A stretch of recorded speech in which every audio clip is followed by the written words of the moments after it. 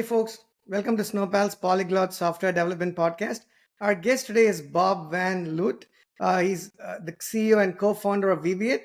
I'm super stoked to having you on this podcast, Bob. I know I didn't introduce much, but if you could just introduce yourself to our audience, that'd be awesome.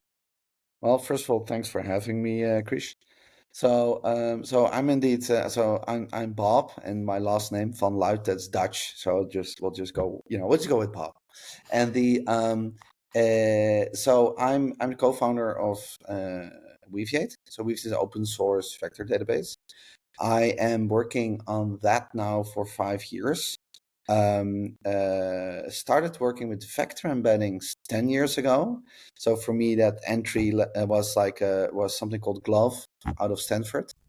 And for people listening who don't know what it is, like the vector embedding itself is like that's an age old, just um, uh, a data type, if you will, right, to store information, like represented like an array of numbers, right, and often form of floating points.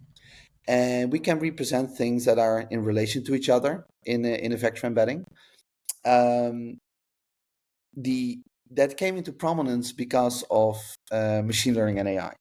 So it turned out that all the models nowadays, they have some way, shape, or form of embeddings underneath them, and they're great for search and recommendation systems, and then especially those focusing on AI. So that's how the vector database as like kind of a niche product came into prominence, like just right in the slipstream of machine learning and AI. And that's what I do. That's what I work on.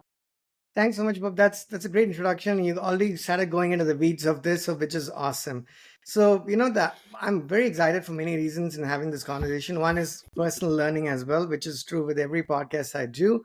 Two, the community, as also wants to know about vector databases. And as a company that does a few different products, we build APIs for other businesses to consume.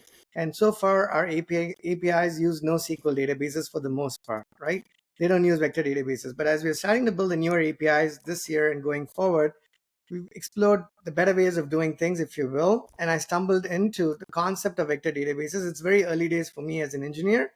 So I'm going to be asking really silly questions. My That's apologies. good. And I stumbled into your product offering. And, as somebody who runs a startup, you explore a few options. And then within the first few hours, you get a sense for maybe this thing works for us. Maybe it'll work for us. Maybe you connect with it. It's hard to explain, but as an engineer, you connect with a certain technology, with a certain product, with a certain team. It kind of struck the chord immediately with me, right? So, you folks have done a phenomenal job in terms of your documentation. It's laid out beautifully. We'll go into some of those details in this podcast. That's just the background, so people who are watching or listening would know why we're having this conversation. At least my interest stems from that fact, and we're looking to build hopefully our next APIs. If we can build the very next one using vector databases and Weaviate, we would be pretty excited about it. And it's very early stages for us in the exploration phase. So that's a quick background. Now, for the audience, again, this is new. So I'm going to ask you some basic questions, right? And this might be like, oh my God, this should be obvious. But, again, my apologies.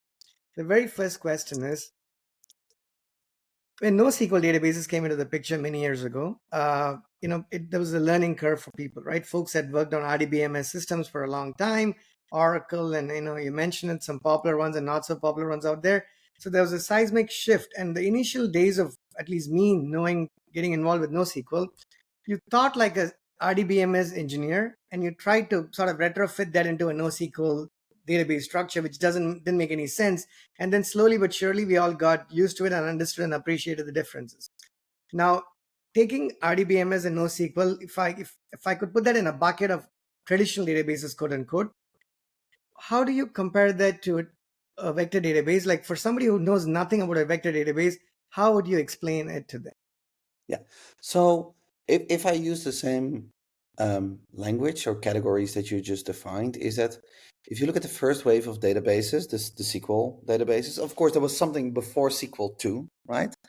But the innovation that came out of the work that was being done at Oracle back in the day and then databases like Postgres and what have you, and MySQL, et cetera, was that it was standardized, and the developer experience was done over the syntax SQL, right? So they all supported SQL, and they were general purpose databases, right? So because the SQL, basically in SQL, you can almost express anything, right?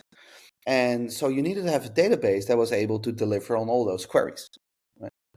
And one thing that we started to learn was that if you do certain things based on general purpose, in this case databases, is that if you scale that, you sometimes get stuck, right?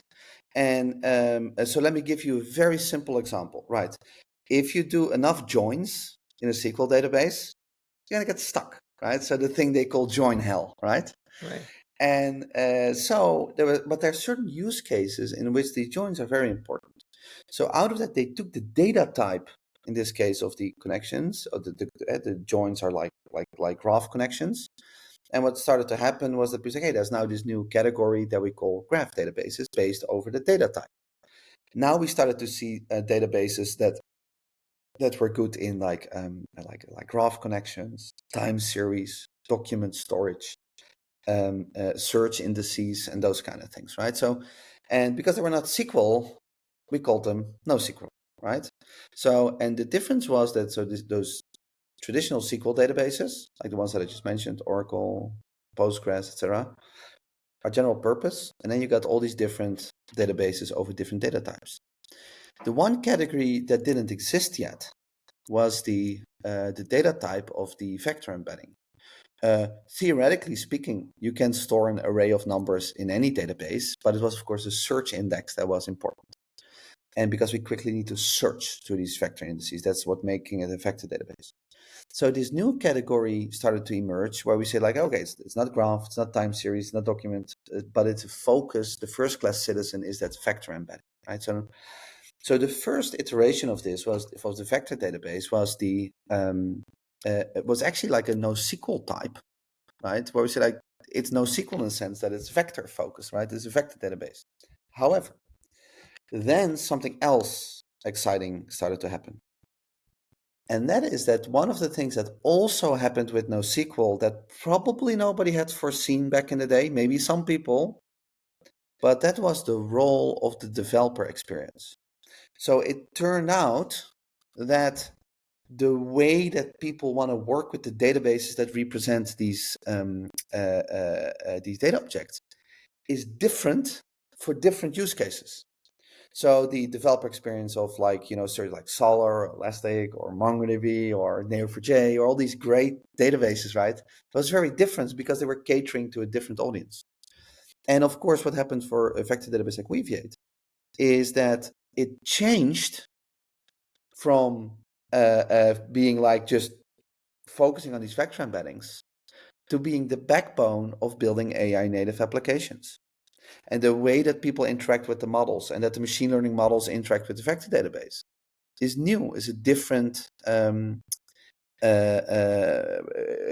way of interacting with it. So that's also on our homepage. That is always why we say on our homepage, we don't say like vector database, but we say AI native database. Yes, the open source database at the heart is a vector database, but everything that we build around it is what enables developers to build end-to-end AI applications.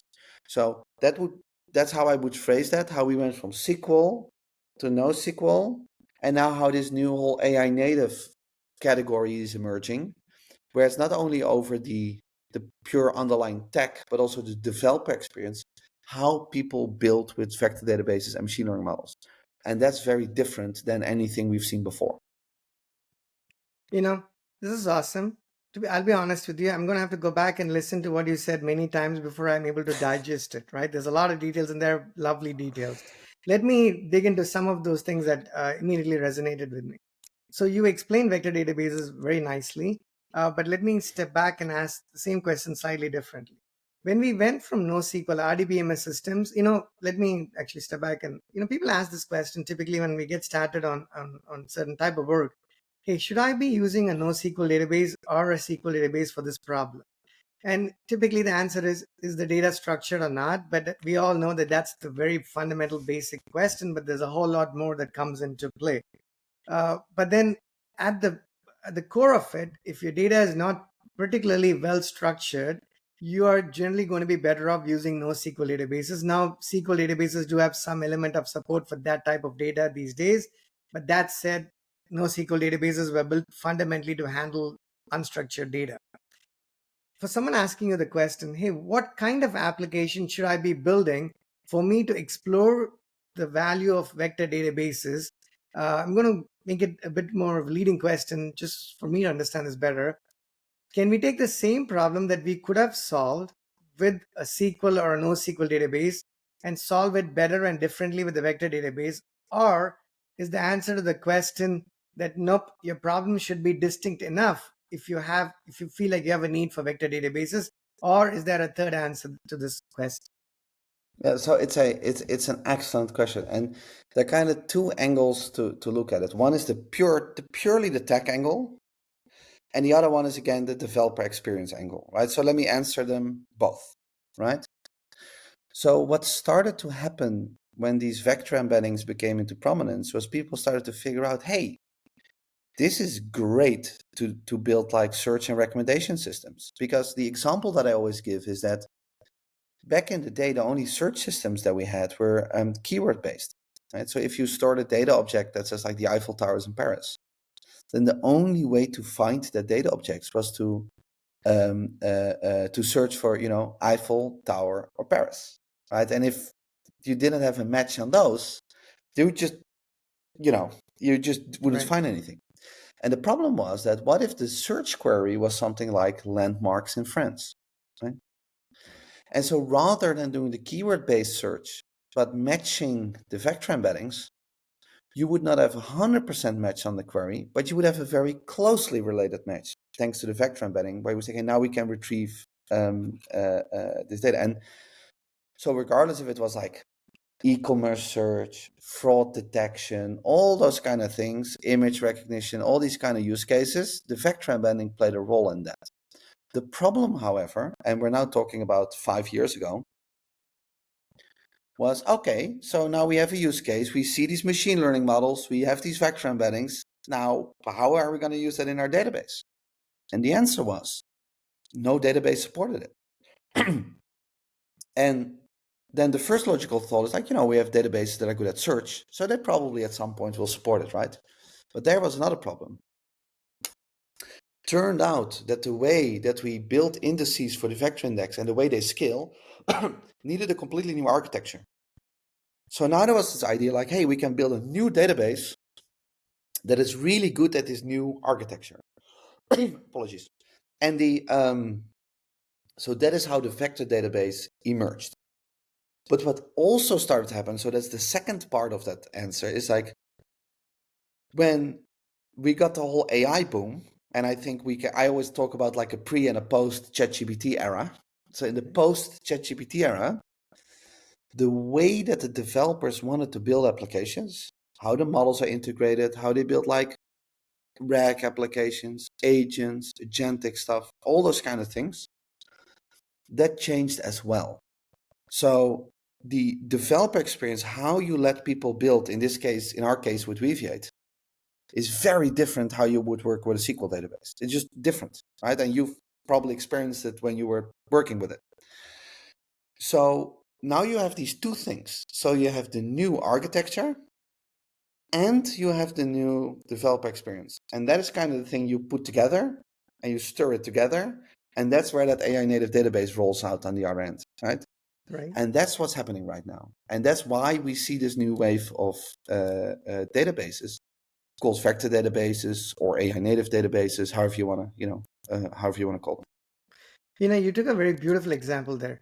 So, just to rephrase that, sometimes, as somebody who's driving a car and sitting next to the driver, I have to restate this in my own words for me to digest the answer. So, sorry about that. So, what No, that's your fine. example there was, you're looking for Eiffel Tower in Paris, and you said traditionally it was a great example. You would have to look for one of those keywords for you to find a match.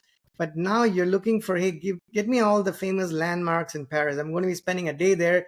What should I possibly even be visiting, for instance? Now you get this new answer, and you're able to sort of do more with it, because it was not like a literal match. You're not just talking about how do you store the data, whether it's stored in DBF files, whether if it's Oracle, whether it's stored in a structured or unstructured manner. But here you're talking about, I saw one of those diagrams where, if you said landmarks in Paris and as your example, the way vector embeddings work is it's going to co-locate all of these answers, so to speak, right? So when you do the search, it sort of finds it quick enough because it's not looking for an exact match, but it's looking for where related information is being stored. Now, with that said, Bob, does it mean the same problems we've been solving? Could we be solving it slightly differently using something like a vector database in Weaviate? Or should the problem itself manifest it quite differently for us to be able to use a vector database? So that's an excellent question, and maybe if it's okay with you, Krish, is like if we take one step back and then we explain actually to the audience what the vector embedding does, right? So how Sure, it works, absolutely. because it's a vector embedding sits in any generative model you see now, regardless if it's a vector embedding model, but even a generative model is leveraging these vector embeddings under the hood, right? So if you really dig in, for example, the transformers library from Hugging Face, you can actually see that. You can just get them out, right, before they generate a token. And this often sounds like, like magic or magical, like unbelievable. How is it done? But what is done is actually that it's based on a very old concept. I don't know. From it's like pretty old, like maybe like 100 or 150 years old, and it's based on that concept that that words that tend to co-occur or are semantically related often appear nearby in a sentence.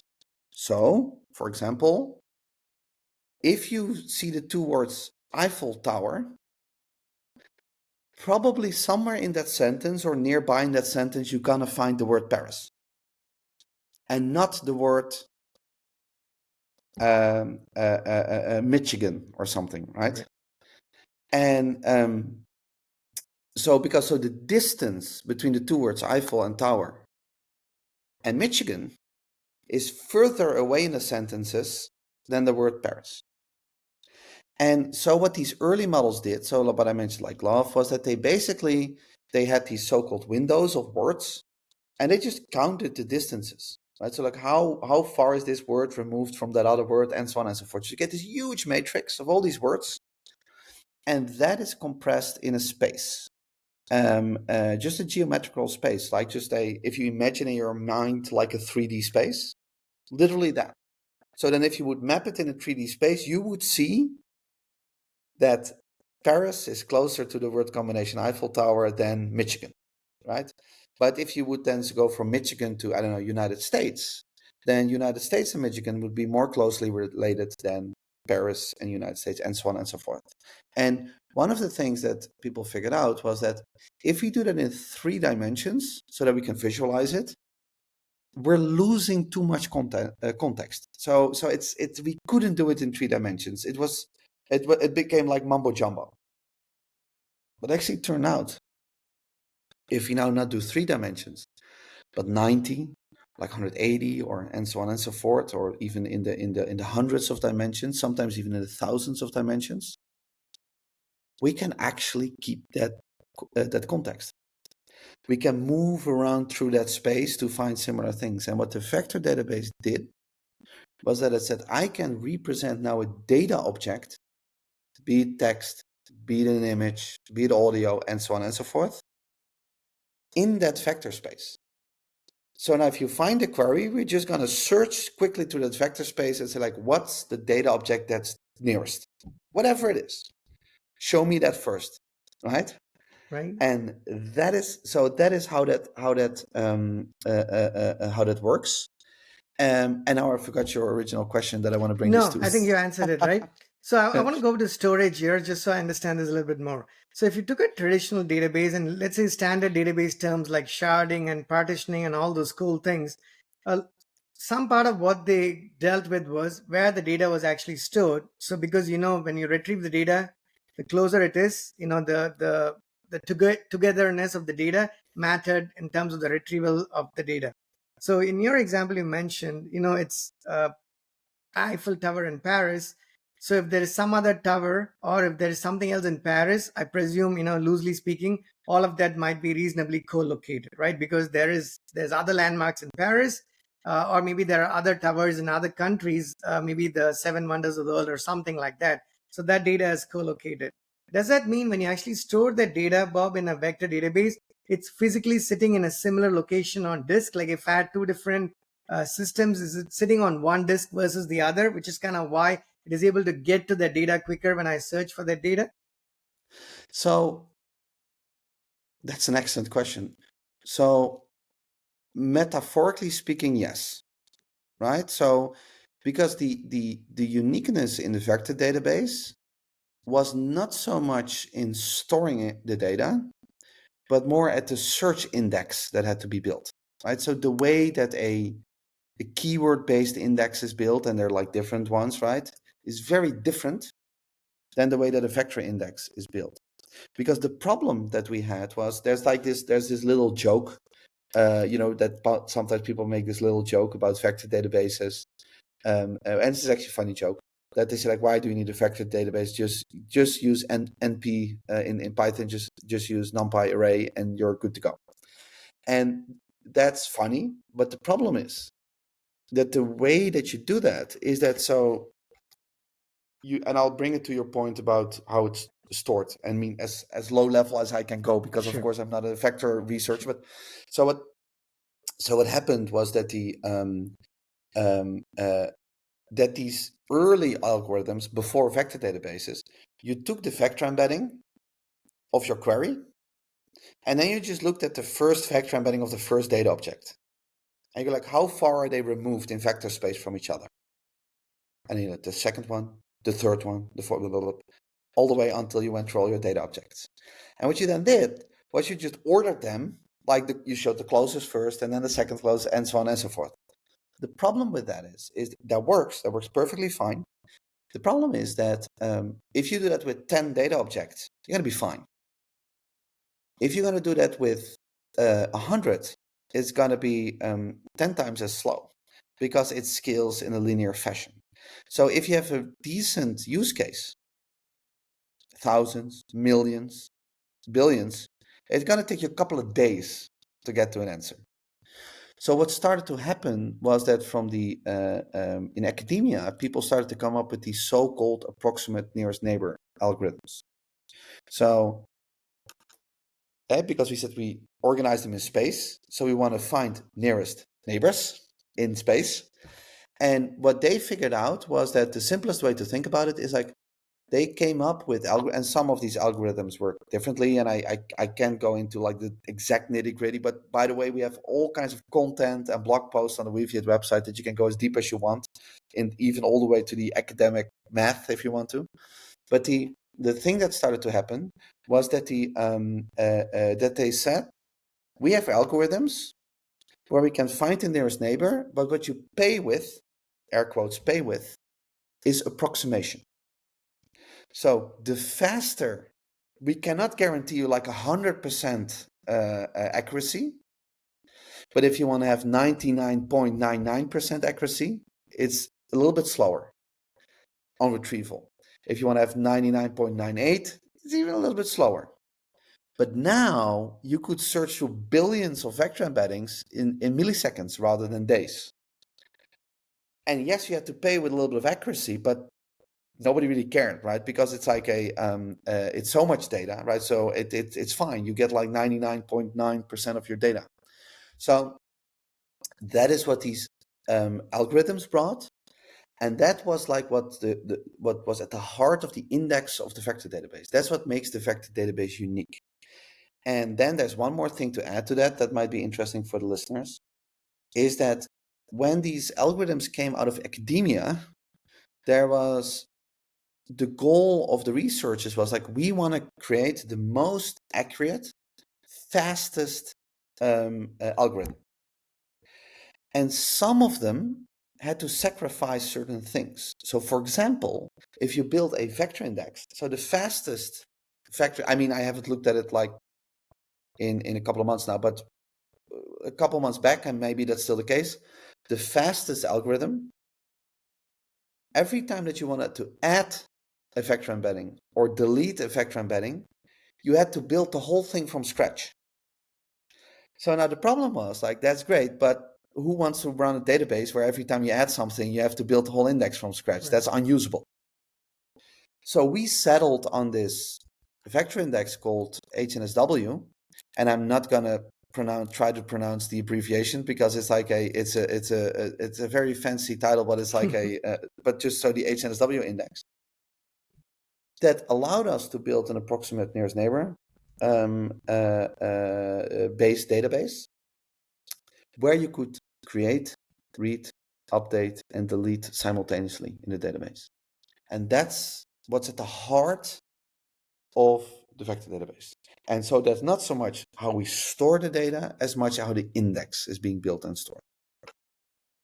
Okay, that's awesome. That's it. So yeah, I just want to pull that up for visual reference and assertion there. Let me go back to what you're saying there. This is great. Let me ask you more questions because it's easier to ask questions than to have those answers. So let's say you're getting started on building an application. Now I'm trying to understand the use cases. You mentioned search plays a phenomenally important role in your choice of a type of database, especially when it comes to vector databases. At least that's my takeaway so far. And when I'm going to build a new application, let's say we're building a project management platform. One of our own apps, is a project management platform that we built a few years ago. It uses a NoSQL database. Now, typically, when you build these systems, right, Bob, you go figure. Sometimes the decision between a NoSQL and a SQL is less technical and more, hey, who do I have in the team available in the next 6 months for me to build something? You know what, this person is a Postgres expert, so let's just build this on Postgres. Sometimes it comes down to something as quote unquote trivial as that. Other times you're making a technology based decision. Now, my question, I have a 3-part maybe question, but the first part of the question is, when we are going to solve a problem today, can we choose Weaviate and vector databases as a default database regardless of our problem, meaning agnostic to our original problem, as though we were choosing, we need a data store essentially. I could store it in n number of places rather than store it in SQL or NoSQL. Can I now choose to store it in Weaviate as in the vector database, or should we be asking ourselves other fundamental questions and decide maybe this is a good fit for this problem, or maybe it's not a good fit for the problem? It's an excellent question, and to answer it, we need to shift gears a little bit from the tech to the community, the market, and developer experience, right? And something that's interesting in with these databases is that there was like a long time and I mean long time is like in AI terminology, so I'm not talking like dozens of years, but like 2-3 years, where the only databases that you could use with vector embeddings were purpose-built vector databases. So you have these big databases, right, that we all know and that we all love to work with. But now all of a sudden there was something they couldn't do. So these new players like us with Weaviate, all of a sudden we just were there. And we was like, hey, you can use us if you want to build with AI. So people started to use that, right? And so what happened, so our visibility grew and became more prominent and more people started to see it. And we were sitting on the front row seeing what developers were actually building. So we got so much feedback from the open source community where they told us, hey, we love Weaviate, but this thing doesn't work with the vector embeddings. You need to change it. And that was like, especially in the beginning, it was all community feedback. So later, when the incumbent databases said like, hey, we also support vector embeddings, we were not just a vector database anymore. We turned into this like thing that you use to build AI applications with because we had so much more. And so if we look back in history, right, so like 15, 20 years back, right, this is the great thing that, for example, a company like MongoDB did. We had the web. People, if you present something on the web, you work in JSON, right? Right. And then if you have working JSON, especially if you have nested JSON, and you need to get it all out, and and you have to put it like in a table, and then you have to organize it. That's a tedious job, right? And now there was a database that's like, just throw any JSON you have, towards me, and I'll just I'll store it, I'll index it, so you're good to go. And out of that, the clients and the drivers that they had for the developers to interact with were very tailored to people building web apps. And so there was just the path to a successful project was just shorter, right? Right. And that's what's happening right now with a database like Weaviate when it comes to building with AI, right? So we're like, oh yeah, but I'm using, I don't know, I use a Cohere model. Oh, I can just use that with Weaviate out of the box. Oh, an OpenAI model. Oh, you want to use Olama. Oh, I want to use like something from Hugging Face. No problem. Just fill it in, you're good to go. And we now have that with so much more functionality as like hybrid search, how it scales, multi-tenancy features for these kind of. I can keep going on and on and on, and that's all because we had time. There was just the big players were just not there yet, right? So we could build that, and now it changed because, for example, if you look at back in history, like with MongoDB, at some point Postgres said like, hey, you can now store a JSON in Postgres as well. That's true, but MongoDB was able to establish themselves as that database that you use if you're building apps for the web, right? And Absolutely. that's what happened with Weaviate now. We're in that right now. That people say, yeah, yes, we know that we can do something somewhere else too.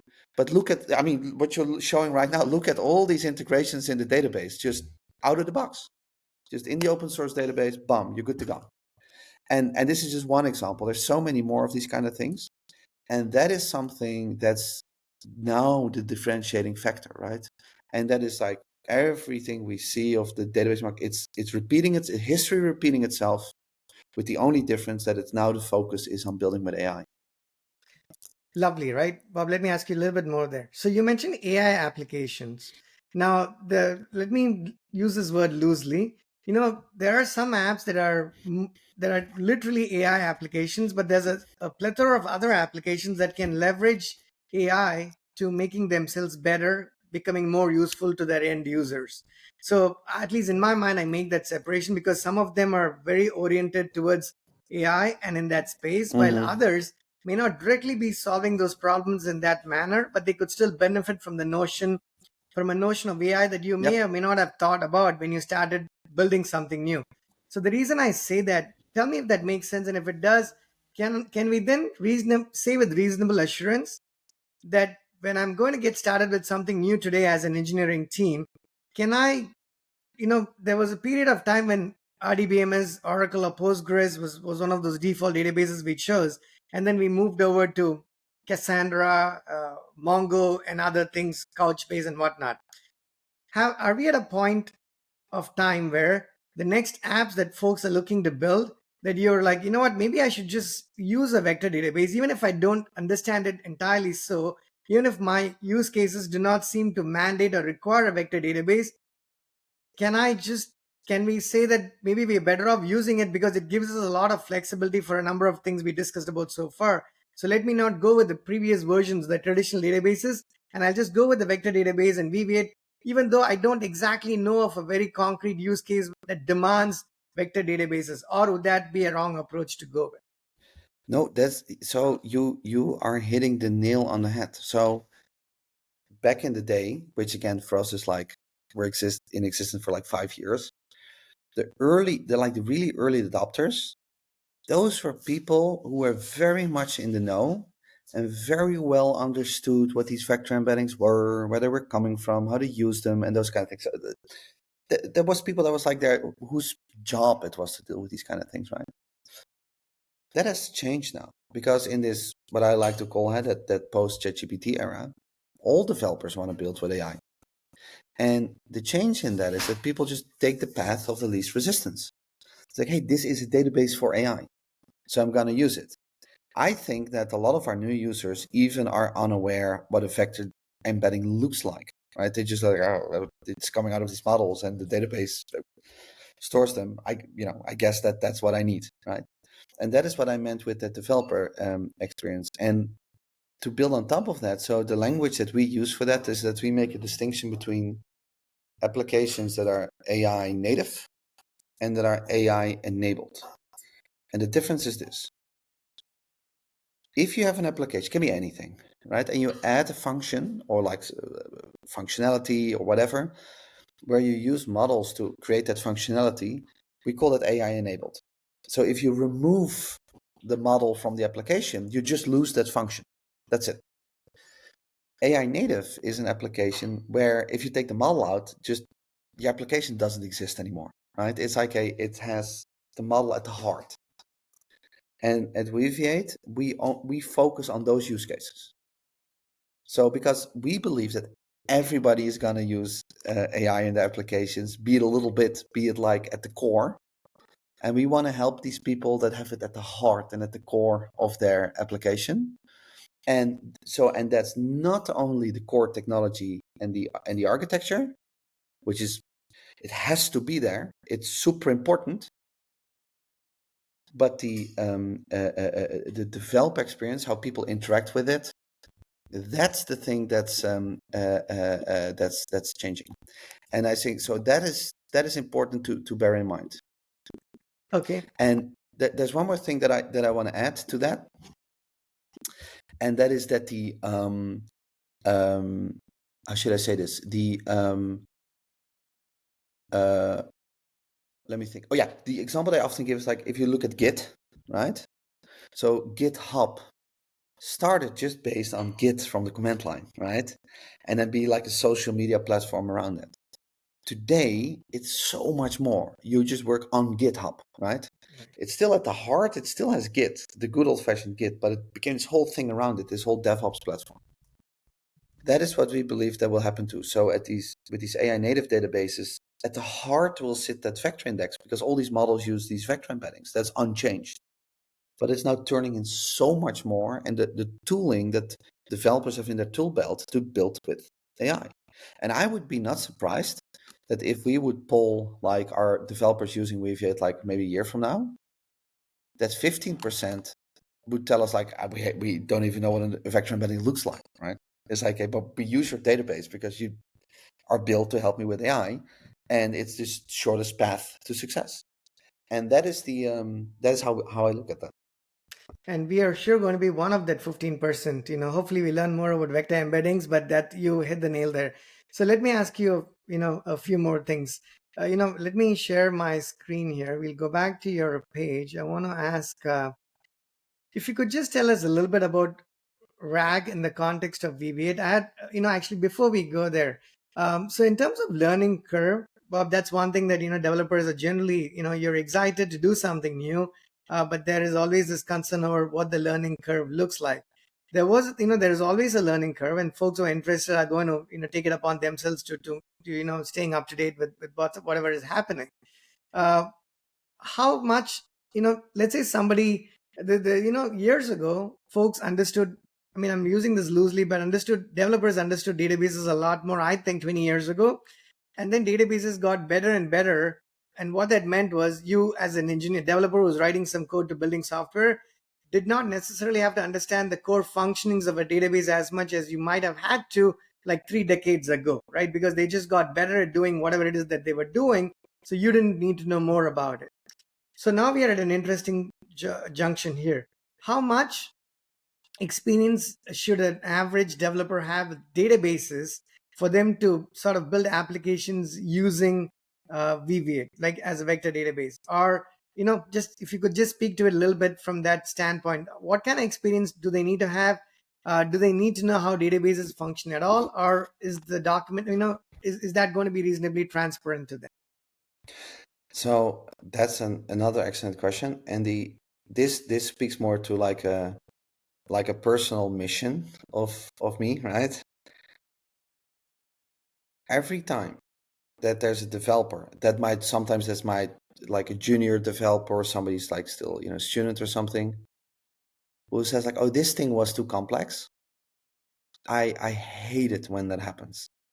We really want to like Hugging Face is democratizing models for everybody in the open source space. We're trying to democratize the building AI applications and make it as easy as possible, right? So there's a people need to be familiar with, I don't know, Python, TypeScript, whatever. That's because you need to start somewhere. But we really try to do everything we can to make it as easy as possible for people to build these applications. And if you are like a very advanced developer and you know exactly how you want to tweak the vector index because you understand the latency stuff and that kind of stuff, you can do that too. But really, our goal is to just help everybody build with AI and not just experts. And so, to answer your question, um, uh, you know, our aim is to do that. So we hope also when you're going through the documentation or you're reading the Right. content that we create, that we live up to that. That you went like, oh, yeah, sure, I need to read a little bit, but now I get what they're doing and I get how I can use it and build these AI native applications. So that's really important to us. And I know I would not just agree, but emphatically agree. Because when I looked through some of them, I didn't know anything about Weaviate. Like when I looked at it, right? It actually was beautifully written. Sometimes you have documentation that's great, but it's too verbose. And I'm going to kind of throw AWS under the bus as much as I love AWS. Their document, sometimes they have too much documentation, and it's probably written by developers, so it sometimes speaks your language, but sometimes it just is too much, and you're not don't have enough time to read it. So your documentation, we're just going to go look at it in a second. It was on the money. So that's what actually got me very excited about it. So your team is certainly doing Thank a you. phenomenal job there. Let me share my screen here to ask you to speak a little bit about RAG in the context of Weaviate. So uh, what does retrieval augmented generation mean in the context of Weaviate, and how does Weaviate make our lives easy? Because the need for RAG when you're building software in the context of AI is there. Because uh, I'll have you speak to it a bit more, so folks understand how Weaviate helps when you're building RAG applications. Yes. So to answer that, let me first, share with your audience what it is, right? So people might be listening, then they go like, retrieval augmented what? Right. So we often use the abbreviation. So the abbreviation is RAG, and it stands for, as you can see on the screen, a retrieval augmented generation. And the RAG was the first unique use case that popped up. And why? Because in the wake of, I mean, it already existed way before ChatGPT, but in the wake of ChatGPT, um, people said like, "Oh, this is amazing! So we can prompt these models, and it answers questions for us." However, now we want to do this with our own data. And do we need to retrain the foundational model? Do we need to fine tune it? How do we do that? And then there was like an article published. We actually had the author of the of that paper was on our on the Weaviate podcast, that researcher, to talk about it. And the concept was like, can we augment the generation of the generative model by doing retrieval from a database? And what's the easiest way to do retrieval from a database? With vector embeddings. So what started to happen with RAG is that the moment that you have a query, it goes to the a factorization model first, retrieves the relevant potential answers from the vector database, injects those potential answers into the generative model, and it tries to produce an answer. That's RAG. And that was the first, unique use case for the vector database, because the vector database was not only from a technical perspective again, but also from a developer experience perspective, so well suited to do that, right? And that's what RAG is. And what we see now, that we already see the future. So, for example, at Weaviate, we're putting a lot of work in a concept called generative feedback loops. And that is where the generative model even starts to interact with the database. So it creates data for you, it updates data for you, it gets it out for you. You don't have to do it yourself anymore. So it's like RAG is just the beginning of like this whole new AI native thing that's evolving, where the models and the database are woven together. That's like, no pun intended. It's like Weaviate comes from that, weaving the database and the models together. So that is something that's now really starting to happen. So it's like it's like the brain of the model, if you will.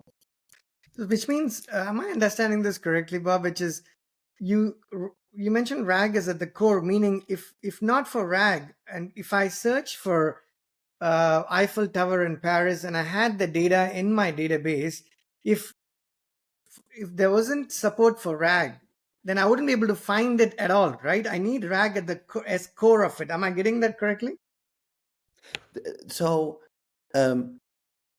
depends on your use case. So if your use case is just show me the documents that are stored or the data objects that are stored in the database related to landmarks in France. Then you just get the JSON objects out and you can represent them. But if you want to have more like an agent or like agentic interaction, and the most simple example of that is a chatbot, and you ask that chatbot, I'm traveling next week. Where should I go? I will be in France. And you want the chatbot to say, hey, well, the Eiffel Tower is in Paris. Now it's probably the model's probably trained on that information. But if it might be e-commerce orders, it might be I don't know, Zendesk data and all that data that's behind closed doors. You now had a way to securely inject that into the model without retraining the model or fine-tuning the model. So if you just want to retrieve the data, then the vector database already does an amazing job with the machine learning models. But if you now want to build an agent or an agentic service where people are interacting with it, then you had RAG. And that is where it came from, because everybody who saw ChatGPT was like, hey, that's amazing. However, how do I do that on my own data? And that's what RAG solves. Makes sense. So if you actually are asking a more direct question, then you're not leveraging RAG necessarily. But if you're asking a question that's not very direct and you want some intelligence built in terms of the response, then RAG comes into play here, right? Perfectly makes sense there. So the That's next thing correct. I want to ask you is the model integration. So if you could just speak, because when I was looking at it, that is one more thing that actually caught my attention. And one of the reasons I continued, to explore this further was this, and I'm pretty sure I'm not unique. Other developers are going to think in similar ways, form, or shape, at least to some extent. So, you see a big list of these integrations here, right? So if you could just speak a little bit to, you could pick one or two if you want to be specific to them, but it doesn't matter because I looked at, I think, Databricks, Cohere, and a little bit, AWS. But if there's one that's your favorite, Bob, if you could just speak to those integrations. And I just want the audience to understand why, when you're making a decision on which vector database to go with, you have a lot of these questions. I'm going to come to that shortly, but if you could just speak a little bit about these integrations. Yeah. So one of the things that we learned early on was that, and that now sounds, of course, super obvious, is that a vector database without a machine learning model is nothing, right? So it's like they need each other. So we learned, the easier we make it for the developers to work with the models they're working with, be it their own models that they're serving through, I don't know, SageMaker, be it them adopting models from Cohere, locally running models with Olama or the Transformers library, those kind of things. We want to make it as easy as possible for people to work with these models. Now, that being said, the way that's done today, and I dare to argue that we are the furthest advanced in doing this, but there's still so much innovation happening, right? So it's still the model next to the database and the connections are going back and forth. And our research team is doing a lot of work of marrying that closer together, right? So these interactions of really bringing the models and the database together, we're just getting started. And that's important because the better they integrate it, the faster they work. And the reason why speed is of importance, I'm not a big fan of benchmarks and those kind of things.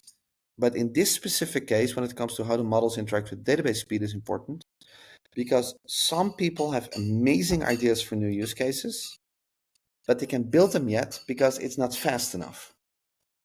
And that is changing right now based on the hardware acceleration that's happening, based on the how the models are integrated, what's happening under the hood there. So, and that's why I'm so excited about it. So it's a lot of exciting stuff is happening there. Super. And in terms of, the data and where it's stored, let's say if, there are customers, maybe it's the type of client or the type of data they are dealing with. Where does this data live? I mean, if they do not want the data to live someplace in the world of Weaviate, are there options that are available to them so the data is actually not in the cloud outside, the VPC or something along those lines of a particular customer? Yeah, so there are 5 ways. There's a lot. There's 5 ways how people use Weaviate, and the first one is serverless. So that's just as what you just showed, right? You go there, you log in, create a cluster, you're good to go. Serverless is great because it has like shared infrastructure, so it's like as efficient as possible, organized in our cloud. That's option one. Option two is the enterprise cloud. So the enterprise cloud has dedicated hardware, so you can also do fancy things like, with specific CPUs and hot and cold storage and those kind of things, and private link and what have you. But it's managed by us as well. So this is the second one. The third option is bring your own cloud, where it runs in the VPC of our customers and where we help them with operationalizing the database and those kind of things. The fourth option is open source. So you can just run it yourself on locally on a Kubernetes cluster, however you want to do it. And the fifth option is embedded. So you can embed Weaviate in a notebook or in a testing pipeline and those kind of things. But regardless if you used one of the managed paid services or the open source database or the embedded database, the way the thing operates and the APIs that are available are exactly the same. So, so long story short, whatever use case you have, we probably have a way for you to run the database to align with your use case or your requirements. The third option that you just mentioned, can you just say a little bit more about that option? Because that I think is something that I can see might be of immediate interest to even folks we work with. So it's not serverless, it's not enterprise, and it's not the open source version and not the last one, but the third one where you mentioned where it's data that Weaviate running in the cloud environment managed by the customer already. How does that work? Yeah, so it's a solution for companies, and there's actually a lot of, especially enterprises, who say the following. They say we can't use open source because the open source license says like this thing comes without a warranty. So now we need to set up a whole team. We need to make sure that that's a lot of work operationally, right? So that's not an option. On the other hand, they have the enterprise cloud, and they say like that's amazing, and we love that you guys run it and operate it, and we have all the licenses and everything, but we can't send you the data for whatever reason. So then there's this in between solution that's bring your own cloud, that is the best of both worlds. So the database runs inside your VPC, but we give you all these these guarantees, these service license agreements, and that kind of stuff to run it in production. So that's what Bring Your Own Cloud does. Okay, awesome. I think we'll wrap this up in the next 5 minutes. So this was great. Thank you, before I forget, for answering all of these questions and patiently. So You're I very have just welcome. a couple of more things as we wrap this up. Do you have any questions for me, Bob, before I ask you the last questions? So if you look at all these things that people are building, like within AI, and also what you see at Snowpal and those kind of things, what are you excited about? What's the last thing that you saw that you were like, oh wow, this is awesome? Well, the last few months has been a lot of finding out what's going on. To be honest with you, I'm actually spending some time in the stock market to understand where things are going. It's kind of weird, as a developer, you don't typically do that. But I'm like, you know what? Sometimes that gives you an indication to some extent to what's going on, where there is traction. But then, we have the elections coming up. So there's a lot of excitement around it. The reason I mentioned the reply to this in long-winded manner is I'm trying to, as a company, we're trying to figure out what are the companies that are going to be in the space of building these exciting things and that speak to us as a startup. Now the big three, like say Microsoft, Google and AWS, have a lot of these options available out there when you go, to their portfolio, if you will, or catalog. But it's very overwhelming. When you go there, they just, they have 7 options for the exact same thing, and it sometimes doesn't help you. So we, as a company, always look to other newer organizations, even if they're much smaller, because I feel like the relationship is a bit more long lasting and it speaks to us. So if I, just if I were to look for vector databases that Amazon offers, I'm pretty sure Amazon offers something of everything that everybody does. But that doesn't mean you drink the Kool-Aid. You want to figure who else is doing it, how are they doing it, and does that speak better to us, right? So in that context, we are beginning to build our next API, like the next one or two APIs, and we are not intending to build them on a similar stack that we've done in the past, right? For instance, we built the recent APIs on Golang, but I looked at your documentation, even in the podcast, I think I did. There was some support for Golang, but I think it works more gracefully with Python, for instance, right? So I was like, you know what? Maybe our next API should be built on Python, because if we're going to use Weaviate and going to rely on that as a vector database, maybe we can use Golang, but I think looking at the documentation, it seemed more natural for us to use Python, right? So for instance, those are things, again, we're not married to a stack, right? We go pick one and see what makes sense. And then you pick whatever else gels well, quite well with the other. So the next thing we are looking to build as a company is continuing to enhance our suite of APIs, but hopefully, fingers crossed, the next, even if not the very next one, but maybe the one after that, we want to build that using most likely Weaviate as a vector, as our data store, and see how we can actually use that to integrate with these other model integrations that you provided, right? That's actually the one Mm. of the top 5 things in the next list of things for us to do. That's literally in that. I mean, does that answer your question? That absolutely answered, and also makes me very happy to hear this. I have a funny anecdote. I once spoke to a salesperson of one of the hyperscalers, and he said, like, you wouldn't believe how often we lose opportunities and deals from companies like you, because we might be one of the big three, but you guys have just one focus, and customers love that. And we have like gazillion SKUs, and even I said I don't know all of them, right? So he said like and you can help to your customer interactions, to the content that you create, and all those kind of things, because you just have one focus, and that seems to work very well. So I'm very happy that you say this, because it kind of aligns with our thinking about this. Oh, no, So no, that's kind absolutely, of right. cool. Because Yeah, yeah. if somebody's using document DB, this could be a personal opinion, but Mongo is a beautiful NoSQL database. Now, document DB does a few things. They have many different NoSQL variations. Amazon offers that, but a lot of times they've come short, right? And I was using one of Mm. those NoSQL databases. I don't remember that AWS offers. You literally use the Mongo client to interact with those databases, right? That's kind of how they do, right? They are big, so they're able to do it. But no, I completely agree with you. So as we come to a Yeah. closure here, Bob, I know you said you live in Netherlands, so I know traveling to Europe is all that my wife and I, as a family, we try to do. Just I have 2 questions, non-technical. The first one is not even a question, just because it's cool to hear a different language. Would you mind saying something about Weaviate in Dutch, actually, not in English? That'll be pretty awesome. If you don't mind saying just a few things in Dutch. Let me tell you something in Dutch.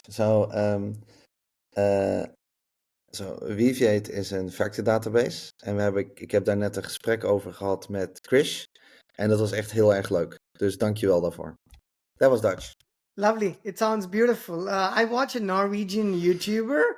I don't know how similar, these languages are obviously different from each other, but it sounds a little bit, I picked up some of those similarities there. But this is awesome. The last question I have for you is, what is I asked this of all of my guests, what is your favorite dish? And if you could just explain it, because the audience is predominantly in the US, but there's folks from all parts of the world, so people may not understand the dish. So if you could just explain what it is and maybe even how you make it. Oh god, that's a good question. Um, oh my god, that's a good question.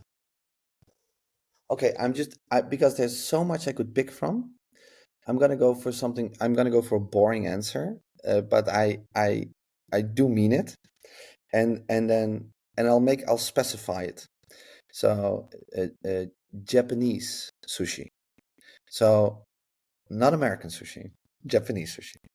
Because if you're in Japan and you eat sushi, you get it like with nothing, right? It's like it's the rice, the fish, and maybe a little bit of wasabi, right, for the taste. But there's never like anything added or anything fancy, right?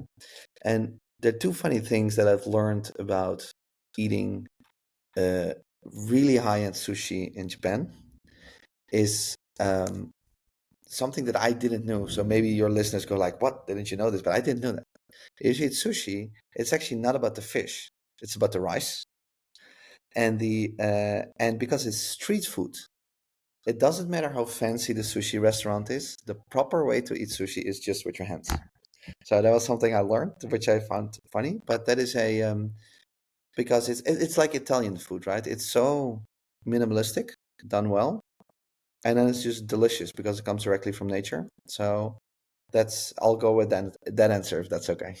Perfect answer. And are you saying that the sushi in Japan tastes different from sushi in America? Yes, absolutely. I Yeah. don't, I don't disagree, because I'm just going to say this last thing, share with you. If you want to have good Indian food, I say that you could have it in many places in the world possibly, but in my experience, not certainly in the US. It's just, Indian food doesn't taste anything like, and especially if you understand it, like I come from the south of India, so I understand food from that part of the world. So we tried not eat that, because you're going to find that it's not the same. We like to eat like Italian and everything else, because we don't understand how it's supposed to be made. So it's easy. You give me a pizza, I don't even know how a pizza is made in Italy. So I'll be like, it's okay, I will take it. It just looks like a pizza, and maybe it tastes something like a pizza, so I'll probably take it. No, Yeah, I and I have go. a funny anecdote about that. So the previous apartment where I was living was above an Indian restaurant in the Netherlands. So, I just went to the restaurant like the first day I was there, and I looked at like a dish, and I was like, I want to have the spicy version. So the owner of the restaurant, Indian guy, looks at me and he goes like, "No, you do not want to have the spicy version." And I go, "Yeah, but I just want to try the spicy version." He's like, "You do not." I said, "But hey, if that's what you want." But let me tell you one thing, Chris. He was right. I did not want to have the because I'm not built to handle that. Yeah, and it also depends, right? Depending on which part of India the food is from. Like I come from the south, and it gets spicier and spicier and spicier. But this is Yeah, super cool. Again, folks, this thank you, Bob. We spoke to Bob, who's the CEO and co-founder of Weaviate, and I've checked out the product, and it's amazing. thank you. I'm not saying this just for the sake of saying it. We are seriously looking at using that as our vector database offering. We looked at a few different ones out there. The question I was going to ask is how it compares to competition, but I think I'll let folks look at it. It's my opinion that in terms of how it's laid out, it speaks the developer language, and I was able to sort of get started without knowing anything about vector databases and vector embeddings. I felt like it was new world, but that was awesome. So I highly recommend that everybody who's looking to build an application, if you're doing it using your traditional databases, pause for a moment, take a look at vector databases, take a look at Weaviate. There is going to be a learning curve, but it's going to be a very useful learning curve, not just in the years ahead. I mean, if you don't trust me, just check what Nvidia's stock price is at the time of this recording, and then just go make your own decisions, right? uh, that's basically it. So Bob, anything else you want to say as closing comments? No, that's. Thank you for the kind words. I very much appreciate it. Thanks Bob. We'll talk to you soon. Yep, bye bye. Thank you. Bye.